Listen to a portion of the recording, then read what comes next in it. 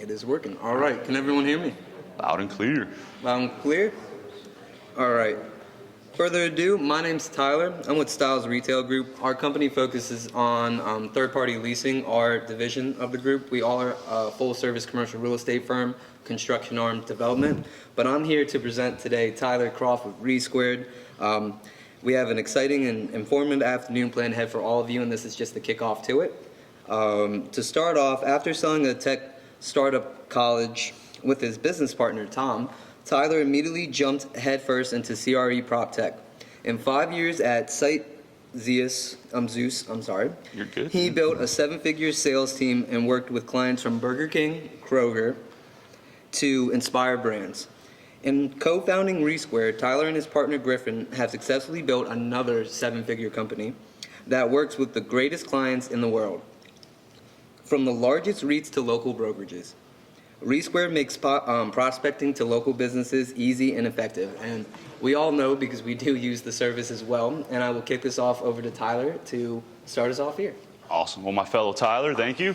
Thank you, guys. I was seriously worried if I was going to be in here by myself. We were even brainstorming a round table here, so thank you for being here. I want to make this is not a Resquared pitch. This is meant to be valuable for you, so the less I mention the company, hopefully the more valuable it is, but obviously I want to make sure you understand what we do as well. So I kind of have 3 parts to the presentation that we're going to go through. The first is tips of how to prospect. 1, to save you time, but 2, to make sure you actually convert. Right? Because if you just send a shitload of emails and nobody responds to you, you're wasting your time then as well. So how can you be more effective in your prospecting? How can you save time? And then part 2, if anybody's open to it, we can workshop a deal you're trying to work right now. Hey, I'm trying to work for this tenant. How could I find them? What should I say? What should I do? And we'll come up with an email together, and you can try it out and tell me afterwards if it works. And then part 3, I know that there were some students attending. I don't know if there's any students in the room. If there's not, then I can skip this part, but I wanted to share a few tips that I've learned of how to get into the CRE space and how to really, excel your network. So how to prospect, save time, make more money. Let's workshop so we can try it out together. And then part 3, tips to get into CRE. Sound good? And I want to make this interactive, so if I'm talking for more than like 5 minutes straight, it's probably a little too much talking. But here's the overall intro. I've always been told to not read slides to smart people, so I'm not going to just stand up here and read slides. So we'll do as little slides as possible. But basically, again, we're going to go through prospecting, tips around that, how you can be more effective, and then we're going to get into a workshop, and lastly, some tips here. So there's me, my fellow Tyler here, repping the Tyler hood. So to start, this is probably my favorite metaphor. I do have a 2-year-old daughter, so it's been a little while, to say the least, since I've been in the dating world. But I think prospecting is very much like dating, right? Where I think the biggest mistake, if you take away one thing from what we're going to talk about today, is don't ask for the date on the first damn email. Right? Like, it's like if I walked up to a girl at Starbucks and was just like, hi, do you want to go on a date? It's called being a creep. It's called being a psychopath, right? And so what you want to do is you don't want to be like this guy, right? You want to get to know somebody. You want to say, hi, are you even single, before you ask them to go on a date, right? So if you're a landlord or you're a landlord rep and you're trying to get someone to fill your space, don't immediately assume they're single and that they're looking for space. Ask them if they're single or not, right? Do you have any plans to relocate? Do you have any plans to expand? What's up, guys? Welcome. Don't worry, party's just getting started. So the first tip here is the call to action is so important, right? And so you want to be less like this guy and be more like my dog Luke here. So our biggest suggestion that we teach with all of our clients is, it's a very simple question. Do you have any plans to relocate or expand? So if you take away one thing from this 30 minutes, I can go in the hallway and be done, is do you have any plans to relocate or expand? Do not, please do not send them hardly any info about your property, right? Because when you do that, you're creating your own objections, right? Big thing in sales is shut up, right? He who talks less and who cares less wins, right? And so at the end of the day, if I say, hey, Bernadine, I have this property that's 1,500 square feet and has a drive-through and an in-cab, anchored with a grocery. The guy that's operating his barber shop or his pizza shop or whatever doesn't give a shit about all the details of that, right? You need to know, does he even want to grow, right? And so I think that's the biggest, lesson is don't just go right into, hey, would you like to do a site tour at 2 o'clock next Friday? you don't even know who I am. You don't even know if I'm single or not. Has anybody tried like any other questions that they'll ask, folks in an email, or anybody have any thoughts of like another way of asking that question? I'll just throw that prompt out there. Anybody have any other ways that they do call to actions? Because I was probably going to steal your idea, so you might want to keep it to yourself anyways. So why are your emails not converting?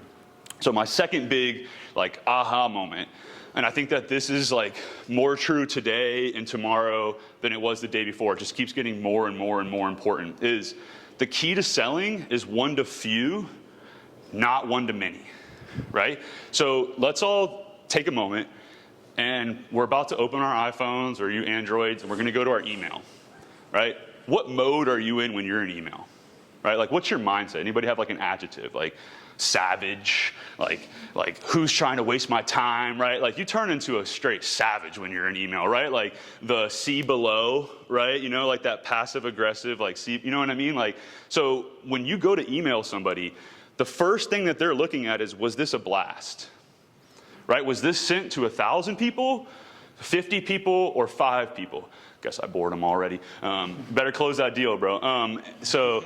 So the biggest thing, right, is you don't want to blast people, right? And so at the end of the day, the second mindset, in addition to I'm not going to just ask for the date, is I'm going to make this as tailored as possible within reason, right? You can't, like, you're not going to figure out what their dog's name is and put that in an email. That's a little bit creepy, right? But it is worth doing your homework, because when they go to read that email, just like when you go to read an email, you know damn well if that was sent to 5 people or 5,000. The next thing is, what are some other tips? So again, I think the uses are really important, right? One thing I hate is, we're looking for a restaurant. What the hell does that mean? Like Burger King, or like Shula's, or like, you know what I mean? Or Roost Chris. Like, so what you want to do is be specific, right? So you will be much better off reaching out to 50 target use chiropractors than you likely would sending 5,000 brokers a blast. I love you guys, but I'm just being honest. So here's another thing that we recommend, and let me just take a step back. Where my kind of talk is all about is the local businesses, the mom and pop. Now, I think a lot of this applies universally, but that's really our niche, is the mom and pop, right? When you go to email the director of real estate at Kroger, right, or Inspire Brands, they need to know, is there a drive-through? What's the acreage? Who's the tanker tenant? But the local guy doesn't give a shit. That's your job, right? And so what we preach is, you want to send a plain text, not this, right? Because the barbershop doesn't care about this stuff, right? And here's the other part that's probably even more true, is it's probably not even going to get to them. So I'm going to come back in a second, but let me just show you guys. Does anybody by hand use Gmail? Anybody use Gmail? Yes, engagement. Got people to actually. So you guys notice how you have 3 sections in your Gmail, right? And for those of you who don't have Gmail, this is what Gmail looks like for your personal email. Your primary, which is the money spot, the social, which is the social spot, and the promotions, where things go to die, right? How many people that have Gmail actually look at their promotions? 0, right? So how does Google know if it should be in primary or if it should be in promotions? I'm no data scientist, but if I have a big ass flyer in the middle of an email, it's probably going to flag that this is going into spam, right? Because you don't send flyers to your grandmother over email, right? Or maybe you do, that's kind of weird. So at the end of the day, we need to get seen, right? So if I come back a couple steps here, you want to avoid sending these blasts. So to take a step back, specific use, pizza shop, way better than restaurant. Right? Because again, that comes back to the one to few versus one to many. If you're a restaurant owner and you go to open your email and it says restaurant space available, you know that was sent to every goddamn restaurant in whatever county you're in, right? But if it says pizza shop South Tampa, guess what? That could only be sent to the 5 pizza shops in South Tampa, and I'm from Tampa, by the way. And so how do we kind of affect that in kind of the tactical tips here? So first is the use in the subject line, right? So our kind of go-to template that we teach people, which has about an 8 to 15% response rate, which is very high for a single cold email, is I already mentioned the call to action of do you have any plans to relocate or expand? But the big key is you want to specify the use at the minimum and the area ideally. So that's the example of South Tampa Pizza Shop, right? Versus restaurant space available, right? Which is not a bad subject line. A lot better than, best space in America for you or whatever. But again, simple takeaway, use, area, South Tampa Pizza, Wynwood Barbershop, right? Like, that's how you're gonna get that Wynwood Barbershop guy to actually open your damn email to get a chance at the game in the first place. The second thing is you wanna try to use 9 words or less in your subject line. And let me just preface all of this by, this is what I preach to my team all the time, is if you are analyzing how many words are in your subject line, or if you ask the question, please never ask me this question, when is the best time to send an email? You are going to overanalyze the shit out of actually just doing what you're supposed to do, right? So don't take any of these suggestions as Bible. They're just loose frameworks, right? But the general rule of thumb, 9 words or less, ideally 3 to 5. So again, South Tampa Pizza, etc. Everybody with me? Give me a nod if this is making a little sense. Thank you, guys. All right, third, this one is pretty obvious, but I actually started a podcast 2 weeks ago where I interview local business owners, and I say, hey, who's trying to sell you shit? They're like, oh, this guy's calling me, and this guy just comes in my business in the middle of lunch, and blah, blah, blah. I'm like, what do they do that works, and what do they do that don't? And one lady shared with me that owns a salon in Albuquerque, and she said, there's nothing I hate more than when people are like, we have the best, or we have the world's greatest, or we have this is free. It's like, when you say free or best, you're really not the best. I hate to break it to you, there's probably somebody else that's better than you. And one, it just sets this unrealistic expectation to the person you're selling. So one, it's just not gonna work. Two, back to our Google thing, if you use these words, right, it's going to look like into the promotions inbox, right? And it won't be effective. Another data-backed insight that our data scientist Carlos put together here is a general rule of thumb, again, don't not send an email because you have 115 words, is 110 words or less for your email. If you have more than 110 words, they're probably just flying right through it. All you got to do is copy and paste the email into a word counter. Just Google word count on Google, and boom, make sure you're under those 110 words. I would strongly recommend that as a kind of general rule of thumb. So last tip on the general email stuff. Is that Tetris on there? Sorry, I thought it was Tetris on the bottom of the phone. Send it to yourself, right? Before you send it to the prospect, send it to yourself and read it on your iPhone. Because I can almost guarantee you it doesn't look how you think it looks to the customer, right? And so the other piece of it too is when you guys look at your emails on your iPhone, right, it has the subject line, which we talked about how to tailor that. It also has the first sentence and a half right in there. And so if you come off as spammy, I had a client, and I hope they're not in the room, I don't think they are, dear business owner. Dear God, please don't say that, who's gonna read that? That's again, anybody. You could literally send that to anybody in America and they'd feel important, right? You want to be specific. I like to keep it casual and just say, hey, how are you doing, etc. So last couple tips here. So you don't want to be with this guy. So social media. Who, by a show of hands, has sent a DM on Facebook before? Yes, my people. So has it worked? Have you guys gotten so-so? So I got a couple tactical tips for you on Facebook. The first one is use it, right? Why? Because one, it's less noisy, right? There's not as many people sending Facebook messages, right? Two, their guard is down, right? They're watching Netflix with their kids or whatever, chilling, right? They're not in savage mode like they are in email, right? Thirdly is they're incentivized to respond to you, right? It typically respond in 15 minutes, typically respond in 10 minutes, and it looks like I bored enough people where they didn't even get to the social part, but I'm not too surprised, is the fact that is it getting delivered is the most important part, right? Because we talked about is it getting in their inbox? The same thing applies in Facebook. If you want to see your long-lost Russian relatives, there's a spam inbox in Facebook. Go check it out. It's kind of creepy, or you're going to have all these spam messages. So Facebook is smart enough to know that marketers ruin everything, right? When we find something that works, we're going to keep doing it until it turns into a spam. And so ultimately, what you want to do is you want to limit links and attachments, And you want to use the same framework as your email via social media. But there's one thing you want to pay attention to, and I felt so bad for this gentleman. He called me the next day. He's like, Tyler, you'd be so proud of me. I sent 150 Facebook messages last night. I was like, no, you didn't, man. I hate to break it to you. You click send, but they didn't actually get delivered. So you want to look when you hit send on Facebook. I usually have a picture of it, but I don't. Bottom right-hand corner of the blue message, you want to see a checkbox. If you don't see a checkbox and you see a red arrow, you're in Facebook jail, and you need to wait an hour before you send another message. General rule of thumb, right? If you're like, doing sketchy stuff on Facebook, they might never let you send a message, right? But the big takeaway is look for the check mark. So you might have been sending Facebook messages, but nobody was actually reading them. The next thing is you'll see actually their little logo on the bottom right-hand side, and then if you hover on it, it'll tell them when they viewed it. So it's just like an open rate, but better, because open rates are very difficult, in email world.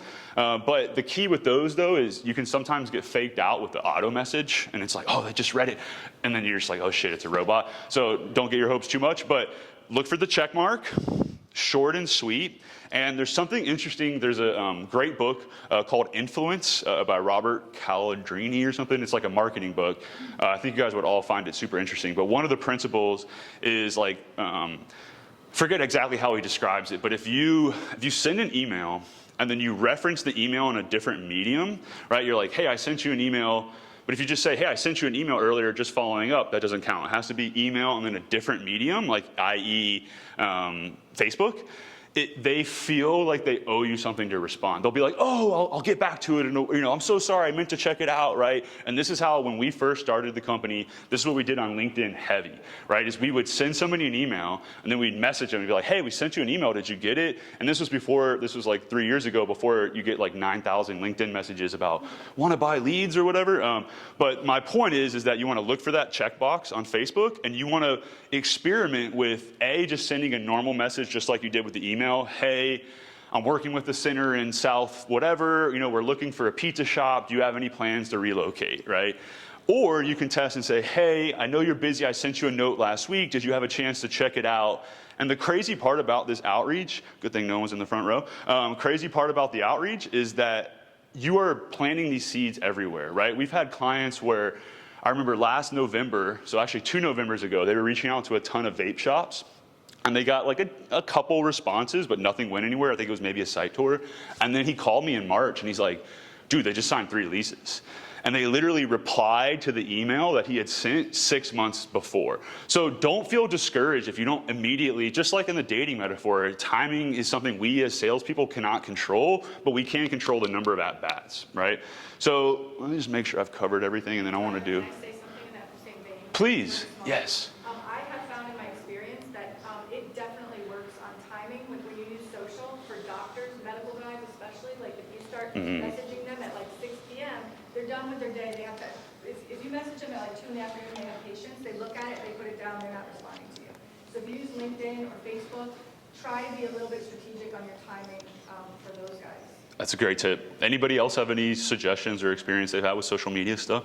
Any other thoughts on that? I also think like one outside of just prospecting in general, my like pro tip with prospecting, it works mostly with big companies, but small companies too, is call them in the weird hours. Like if you call between 8 and 9 a.m. and 5 and 6 p.m. their time, there's no gatekeepers working, right? You can get right to the decision maker. My last other pro tip, and I'll talk about it again at how to get into CRE stuff, even though I don't know if this is the right audience, is here's just a few free tools for y'all to check out that I use all the time. So the first one is probably my favorite, HemingwayApp.com. So basically, you just go to this website, and there's like text, you just like highlight the text and delete and copy and paste your message. It'll count the words for you, remember 110 words or less, and it'll highlight run-on sentences and help you condense it, right? So like I guarantee you're gonna have all these like paragraphs in your email, you're gonna upload this and be like, oh shit, that's an advert, I can get rid of this, and it helps you bring it down. They recommend like a 4th grade reading level. Like it's just like, keep it simple for me. And I have a buddy that runs like this get-rich-quick marketing agency thing, which I'm not a big fan of, but he was telling me about how he sold a yacht by sending an email, this no bullshit, do you want to buy a yacht?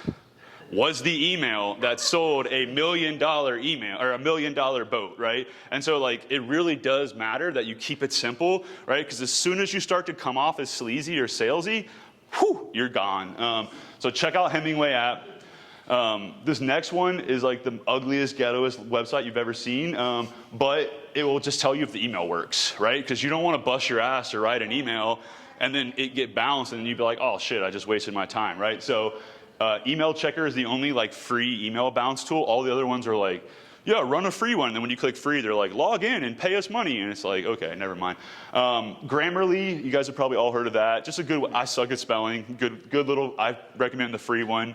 LinkedIn, I mean, duh, you know, like if you're not on LinkedIn, then I don't know, there's probably not much hope at this point.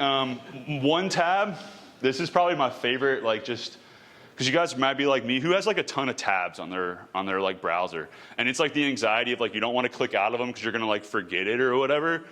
One tab is your best friend. You click one tab, collapses them onto like one page and you can save it. So then you don't have to like, you can lock it. So what I'll do is when I'm prospecting, like for this show, I'll open up like 30 LinkedIn tabs and then I'll collapse them and then I can work my way through the people I need to call. Hey, you guys, good to see y'all. So that's another tool I recommend checking out. So as I promised, this was not meant to be a pitch, but I do want to just explain in 30 seconds what we do. So how many people are familiar with Resquared by a show of hands? Okay, so most of you guys. Why don't can somebody volunteer and say what Resquared does so I don't have to pitch in just one sentence? Can someone give me like, I'll take it. Tyler, go for it. Resquared is basically a mass marketing tool that lets you get in contact with local businesses based on their business and what area they're in. So it's really great if you're trying to target a specific use because it lets you get all the contact information and then you can strategize on how you want to outreach. Well put. So that essentially we have a tool that helps you go through all the stuff we talked about earlier of why you should use Facebook, what subject lines are going to work the best, et cetera. So what I wanted to try, and this could be great or it could be a complete failure, is does anybody have a use that they're working right now? We won't use Resquared for it, but we'll just come up with like an email and an approach. Does anybody have a use? Yes, ma'am. What are you looking for a chiropractor? Okay, and where is it? And Stewart, and is it a second-gen chiropractor or is it just a? No, it would have to be that. Got it. Okay, and what have you done so far? Have you tried any outreach so far? Facebook, also on Facebook, very often on their website, it also has their email. Yes, ma'am. Direct Doing that way? and then also email them later. Do you have your Facebook message on your phone by any chance? Yes. Do you want to workshop writing one together? Sure. Cool. While you pull that up, is it on your phone? It's my personal. That's fine. Yeah, I mean, you don't have to show it to anybody. I'm just saying we can craft the message together. Because my guess is that we can shorten your message potentially, and that might help. But Well, usually what I say is we are seeking a good chiropractor yeah, for our center. Do you have expansion plans? got it. Keep it simple. And how many of those would you say you've sent out? 30, 40. And have you heard back from anybody? A few. And what'd they say? Some said, no, thank you. I did get, when I also did the same thing for dentists, I did get a dentist, we did enter negotiations, and Omicron hit, and they said. Got it. So here would be my suggestion is if you want to narrow it down, but I think a secret weapon is a handwritten card, right? Like if you just pick 5 chiropractors, it'll take you 20 minutes, crank out a handwritten card. To be honest with you, it doesn't really matter what you say. With my handwriting, you can't even really read what I'm saying anyways. And then the next time you send them a message, say, did you get my handwritten card? No, send it to them in the mail. Yeah, like snail mail. And then give it like 4 days, right? And then send them a Facebook message and say, did you get my letter in the mail? And watch the response rate triple. Okay, so don't send a package, just send. I would just do a letter. I mean, it depends. I mean, if you're trying to get like, Whole Foods or something, I might send like a whole, iPad or whatever. But no, I would just send a letter. Yeah. But would you specify what the letter has, like what the card is, or do you just say if you just say, hey, did you get my card? They could think that that's spam too. Yeah. No, I was speaking. Text that'll say stuff like that. Great question. No, great question. So I was speaking in terms of like, remember earlier we were talking about how like we can't control timing, right? Like we never know. Like that's probably the biggest lesson I think of in the business world my mom taught me is like someone's an asshole to you, they probably have something else going on, right? So we just need to take as many at bats. So the handwritten letter wouldn't be my first touch. My first touch would be the email and the message you were already sending, and then as another follow-up, right? The 30 chiropractors that you Facebook message, I would be willing to bet if you write 10 of them a letter and put your phone number in the letter, I bet 1 or 2 of them might even call you. But if you put those same 10, you send a Facebook message, not as the first message, because that's back to being a creeper, like letter, what the hell? Like who, like it's, did you get my letter in the mail? And then they'll see above you asking about the space. Okay, so let me get it straight. Yes, ma'am. DM first, letter second, follow-up DMs. Yes. Okay. Yes, and email too. If you have their email, I would do email, social, letter, social. But the problem is that like it's a numbers game, right? You can't send as many letters as you can email. So for me, that's like the stage of the funnel of like if I would kind of sort like the highest ranked chiropractors, and then reach out to them. I go to Yelp and I see who the best 10 Yeah. chiropractors in Stewart, and sometimes I start off with, I see you have a great rating on Yelp and we'd love to have you in our center. Boom. Yeah, I think the mixed medium is a cool, effective way. And then another free tool that I didn't put on my list here that I use quite a bit. There's like 4 of them: Vidyard, Loom, LOOM is probably the most popular one. You can record a video. So that would be my like walk away message. This is like, you're not going to do this with every single tenant, but as you kind of narrow your filter down, I'd be like, hey, I'm that guy that sent you a letter last week. I hope it made it to you in the mail. I know you're busy operating your spot, but are you even thinking about relocating? I would love to have a 5-minute conversation. Here's my cell phone number. Call me at your convenience. I'm happy to text too. And then because the whole point is you want to stand out of the crowd, and I'm a big fan of like the face-to-face relationship, but I also think one thing that Kaylin Kissenberth, who's with JLL, taught me was like a open house. I don't know if anybody's tried this, but the pressure of like, meet me at 2:00 here, kind of like, you're walking into like the Lion's Den if you're the tenant, but if you're like, hey, I'm gonna be at the site from 2 to 4 p.m. on Thursday, feel free to swing by, I would love to introduce myself. And she told me several times when she did this, they'd have multiple tenants there at the same time. And so you get that like, are they gonna sign it first, are they? So that's just another call to action. How are we doing on time? Quick question. Yes, ma'am. The letter, same thing, more like a card, just, are you expanding? We have a great space in. I would write it like, if I'm pretending you're the chiropractor, I'd be like, hey, I sent you a couple notes via Facebook the other day. I know you're busy, running your business. Just wanted to let you know I'm a real person. If you're ever thinking about relocating, would love to talk to you. But I'm honest to God, it doesn't really matter what you say in the letter. You send a letter. Like, how many letters? Like, I can count on like one hand how many handwritten letters I've gotten in my whole life. You know what I mean? Maybe 10 in my whole life, mostly from like my team members now because I like push them to do that. But yeah, I think it's just like the thought that counts. But I would speak less about the specificity of your property and more personable, short and sweet, and then maybe throw a business card in there, something like that. I'll like spray cologne on my letters, it's, you're feeling crazy, you're feeling crazy. Yeah, exactly, get the pheromones going, what's the scent?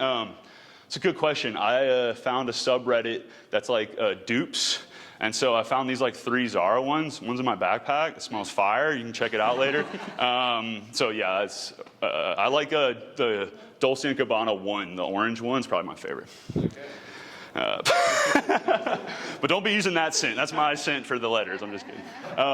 So I know we kind of went over some email prospecting tips. Anybody have another use that, anybody going after a big business? Like anybody have like a big tenant they're trying to get like a Target or like somebody like that? Anybody have any uses like that?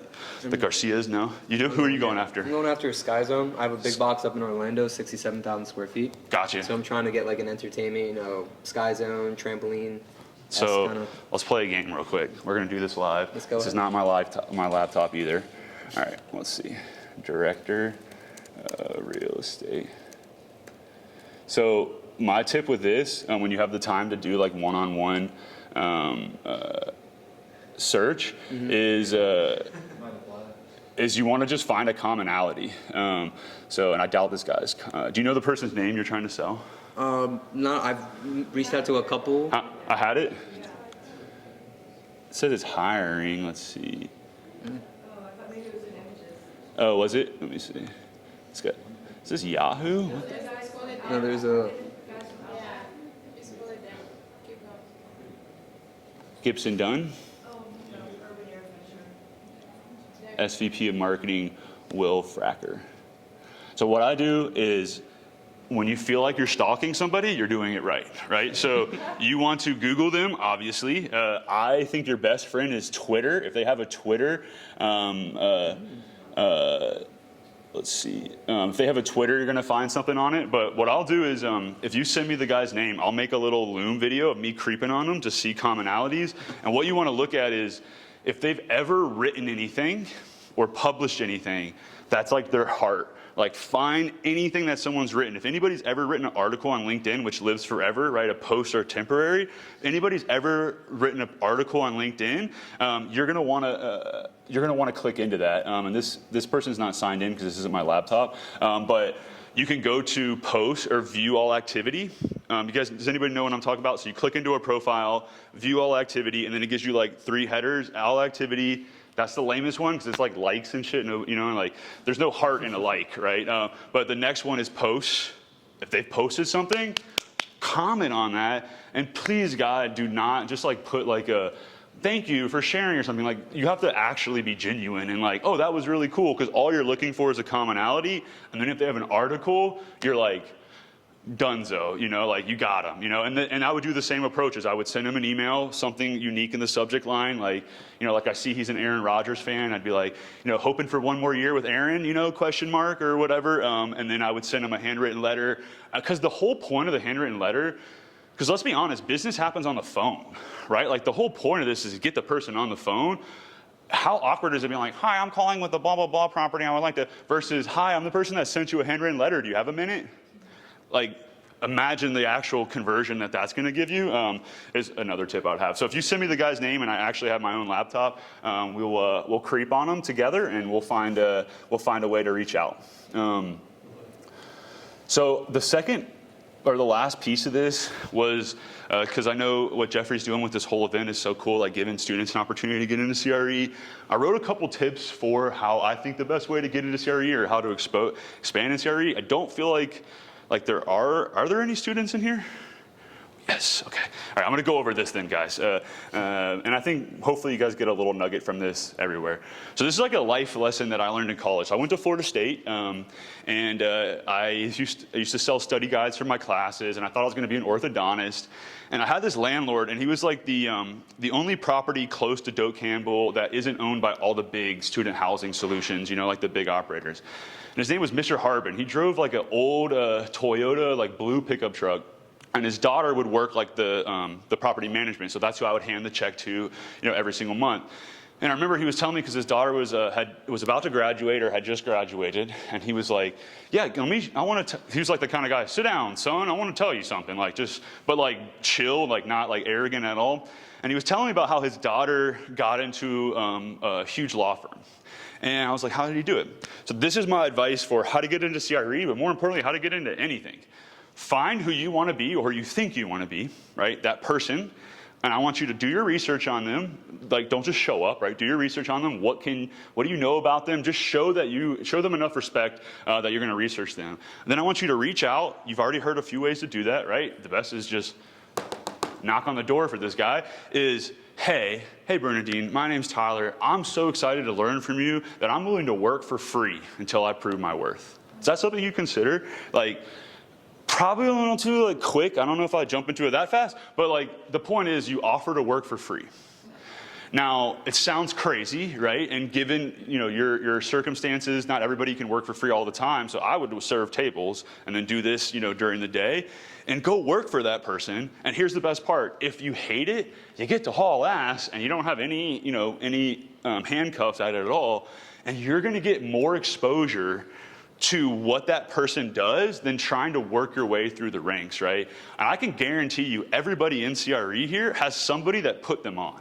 I can guarantee it, right? It's either a family member, it's a loved one, somebody they met, right? And even people that made it on their own in this industry still had somebody pull them up, right? Every single time I hear stories of, this guy helped me, or this guy went out of her way, Cynthia helped me do this, and, blah, blah, blah. So if you want to get great experience, and this is what I did when I worked with Site Zeus, they were my buddies from high school. I was like, look, y'all, I'll work for free with y'all until I prove my worth. And next thing you know, I was running the whole sales team and running the customer support team instead of like just being a salesperson. So has anybody tried that before, working for free? Did it work? Yeah, it's good. And the best way to do it is if you ask for advice, then you can get a job. If you ask for a job, you'll probably get advice. Damn, dude. God, write that shit down. I like that. Yeah, and that's where like the handwritten letter and the creeping comes into play, right? And there's has anybody heard of Tim Ferriss, like the 4-Hour Workweek guy? Y'all, if you haven't heard of him, Google your boy, I'm surprised. He wrote a book called The 4-Hour Workweek like 10 years ago. It's a terrible name, but his whole thing is like, optimization and whatever. But he used to do this talk at Princeton, and he would say, okay, to the whole class, if anybody can get in touch with Mark Cuban, Oprah Winfrey, or whoever else, Bill Gates, I will pay for a round-trip ticket to you anywhere in the world and a full paid vacation for a week. All you got to get them to do is respond, right? And you know what happens? Anybody have a guess what like the majority of people do? Anybody? They don't do anything because they're like, oh, I'm in Princeton. There's all these smart kids around me. Who's Mark Cuban to respond to me, right? So you'd be surprised. Nobody actually reaches out, right? Like they're all scared to do it. And so one, just do it. And two is if you have enough to value, I will guarantee you Mark Cuban will reply to you in 10 minutes. That guy is a psychopath with his emails. So don't be afraid to get out there, right? And ask him a question, and how you get in there. So let's see, what's the next thing I wanted to... It's questions. This is my favorite question to ask people, like when I'm at these events and stuff. I don't ask this as much, but I enjoy asking this, which is, especially with like the older folks, of like, if you could go back in time when you first got into commercial real estate and give yourself a piece of advice, what would you say? And watch them just like start opening up about what they wish they would have done more. I wish I would have done this. I wish I would have done this. And you're just learning, right? You're just absorbing. And don't ask that if you don't care. Right? So if you don't care, none of this shit matters, right? Like if you actually want to fill your space and believe in your space, then this will work. The letters will work. But if you're just doing it to get a paycheck, they're going to see right through that. So I highly recommend that question. My favorite question, which I would love to hear everybody's answer to this, is I'll ask this at like social events. I think if you had like a list of 10 questions that are your go-tos when you don't know what to talk about, I would work on that list, and you can steal mine if you want, which is you get to wake up tomorrow and you're anywhere in the world, and you get to open your eyes and have a perfect day, where would you be? What would your perfect day be? Right? And watch them go, oh my God, I've never thought about that before. Or, oh, actually, I would be in Iraq because my son is deployed and I just wish I could see him right now. Or I'd be on a beach and, and sipping a drink and chilling. And then you go, oh, well, what beach? Oh, I'd be on the island somewhere. What island? Oh, Jamaica. And then I'd be drinking a Red Stripe. And, oh, well, what would you do for lunch? Oh, I'd do it like, just get them talking about their ideal day. And then, right, send them a letter referencing that ideal day, right, afterwards, And if you're really balling, send them a case of Red Stripe, Hey, hope you have a wonderful weekend coming up, So that's, if you want to find that mentor, right, from my point of view, if you ever ask somebody to be your mentor, you kind of broke the game. Like, you just do it, you know what I mean? You just ask them questions. Like, it's not like Facebook official, So I already mentioned this earlier. But if you can find anything that anybody's written or like webinars they've done or something and reference that, you just like lit up their heart, you know what I mean? Because one, it shows you did your homework, and two, they put themselves out there. And if somebody put themselves out there, which in CRE, not everybody does, right? A lot of people, some of the most successful people in the industry don't have a social media presence. I think those times are evolving or over. But like, see what they've written and then comment about it. So that'd be my other suggestion. This is something I did when I was at Site Zeus, and this is how I was able to talk to the chief development officer of Subway, or the chief development officer of Inspire Brands, or all these big guys, and it's start a podcast. Sounds overwhelming. It's super easy. I'll be happy to help you offline if I can. And the tip with this for all you Gary Vee fans out there is like, don't like, there's a famous lesson in startups, which is if you're not embarrassed of the first version of your product, you waited too long, right? Because a lot of people have ideas and they'll like tinker, but like I hate to break it to you guys, none of us know anything. It's the market that decides, right? So when it comes to podcasts and content in general, don't put pressure on yourself to make something that people are going to like. Make something that you will like or you find valuable. Does anybody know who Rick Rubin is? Who's Rick Rubin? So music producer. So everybody, look at my dog, Rick Rubin. Look at this guy. So this is Rick Rubin.